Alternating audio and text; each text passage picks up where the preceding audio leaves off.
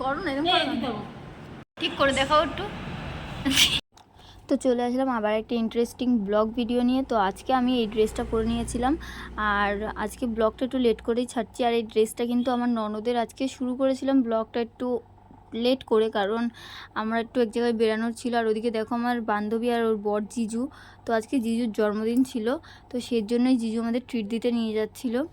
তো ও যেহেতু কাজে গেছিলো, ওর জন্য আমরা একটু লেট করে যাচ্ছি বিকেলবেলার দিকে, না হলে সকালে মানে দুপুরবেলায় খেতে যাওয়ার কথা ছিল, কিন্তু আমরা দুপুরবেলা বাড়িতে ভাত খেয়ে নিয়েছি আর বিকেলের দিকে গেছি একটুখানি খাবার খেতে।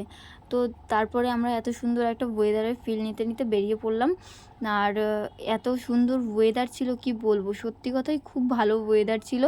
আর ওই বিকেল 5টা 5:30 নাগাদ এরকম টাইম হয়ে গেছিলো। আর যেমন একটুখানি মেঘলা মেঘলাও ছিল, তেমনই একটুখানি রোদ রোদও ছিল। আর এদিকে দেখো আমার বান্ধবী হাই করছিল, আর ও বারবার করে হাই করছিল। আমি বলছিলাম ঠিক আছে হয়েছে, আর হাই করতে হবে না। তো যাই হোক, অনেক ইয়ার্কি করেছি, অনেক মজা করেছি, খুব ভালো কেটেছিল সেই দিনটা। আর খুব মজা করেছিলাম, আমরা 4জন একসাথে থাকলে কিন্তু খুব মজা হয়। তোমরা আগে আগে দেখতে পারবে, আরও ভিডিওতে রয়েছে যে মানে আমরা কীভাবে মজা করেছি, কত এনজয় করেছি, সব কিছু রয়েছে, তোমরা দেখতে পারবে। তার জন্য স্কিপ না করে পুরো ভিডিওটা দেখতে হবে।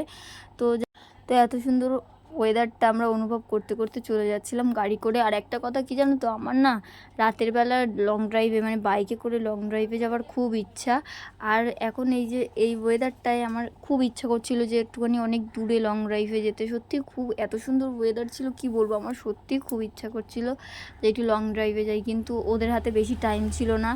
আর ওরাও খুব তাড়াতাড়ি বাড়ি চলে যাবে বলছিল, মানে ওদেরও তো অনেক বাড়িতে জন্মদিনের সেলিব্রেশন আছে হয়তো, তার জন্য ওরা চলে যেতে চাইছিল। তো যাই হোক, আমার কিন্তু সত্যি কথা বলতে ওয়েদারটা সত্যি খুব সুন্দর ছিল, আমি বলে ভাষায় প্রকাশ করতে পারবো না, এত সুন্দর ওয়েদার। সত্যি খুব ভালো, আমি বারবার বলছি সত্যি খুবই ভালো ওয়েদার ছিল, আমার তো খুব ভালো লেগেছে। আর এত সুন্দর ওয়েদারে ঘুরতে যাওয়া মানে বাইকে করে ঘুরতে যাওয়া আরও বেশি মজার ব্যাপার।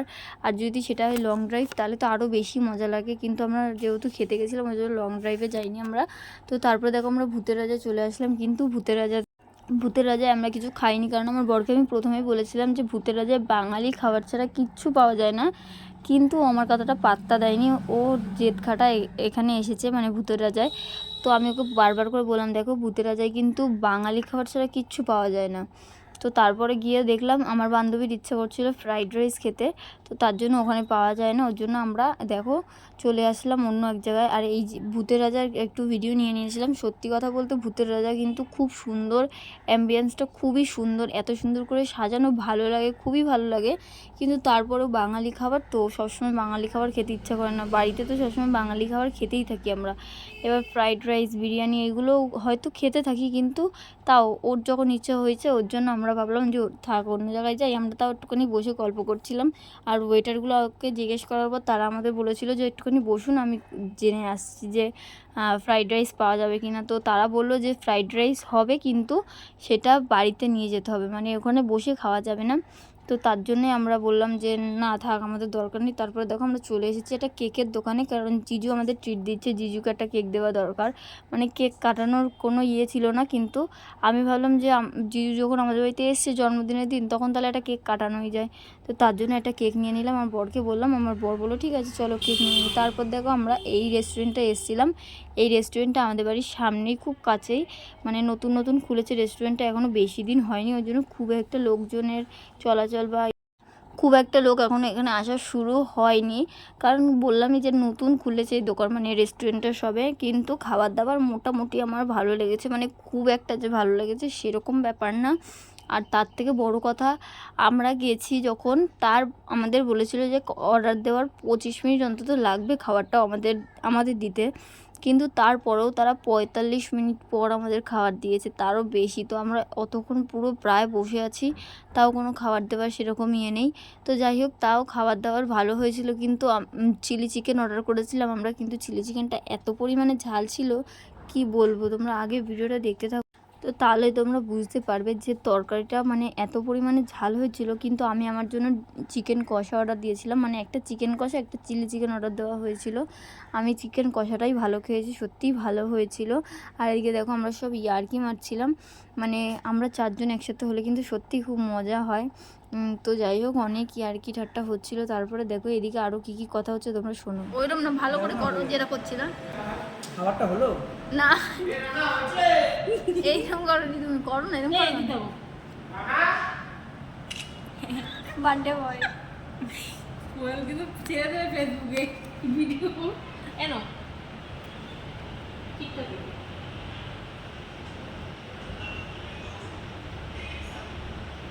করে প্রোফাইল তো।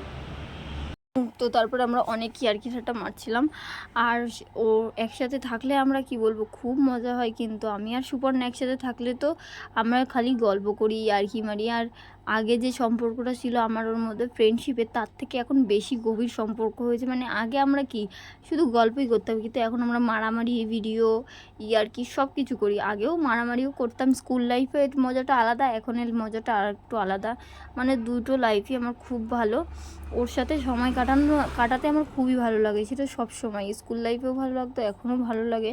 আর আমার বর তো আছেই হাসানোর জন্য, এত হাসাতে পারে আমার বর। তো তারপরে দেখো এদিকে আমরা কি করছিলাম সেটাই দেখো, ঠিক করে দেখাও একটু। তুমি ওটাও দেখ, দাঁড়াও না একটা, তুমি ওটাও একদম তুই করে। তো দেখো আমাকে ভুরু তুললে একেবারে শকুনির মতো লাগে, আমি নিজেও জানি। তো তারপরে আমাদের খাবার চলে আসে, তো গন্ধটা শুকে তো আমার বেশ ভালো লাগছিলো। এখনও আমার মনে হচ্ছে সত্যি ফ্রাইড রাইসটা খুবই ভালো ছিল। মিক্সড ফ্রাইড রাইস অর্ডার করেছিলাম আমরা, কিন্তু তার মধ্যেও একটা ব্যাপার হয়েছিল, সেটা আমার একটু পরেই মুখ দেখলেই বুঝতে পারবে। যে চিংড়ি মাছটা ছিল মানে মিক্সড ফ্রাইড রাইসে, সেটা কেমন একটা কাঁচা কাঁচা টাইপের। তো দেখো আমার মুখটা কেমন ভেজকে গেছিলো।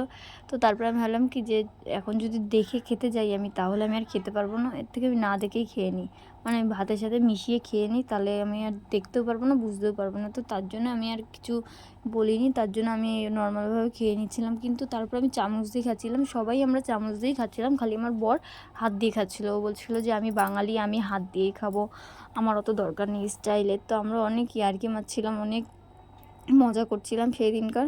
আর সুবর্ণাও না খুব হাসাতে পারে, মানে ও এমন এমন কথা বলে, এমন এমন ভাষা বলে, মানে বাজে ভাষা না, ওদের ওইখানে যে ভাষাগুলো মানে আবানি জাবানি এইসব মানে কী সব বলে না, তো সেই সব কথা শুনে না আমার এমনি হাসি পেয়ে যায়।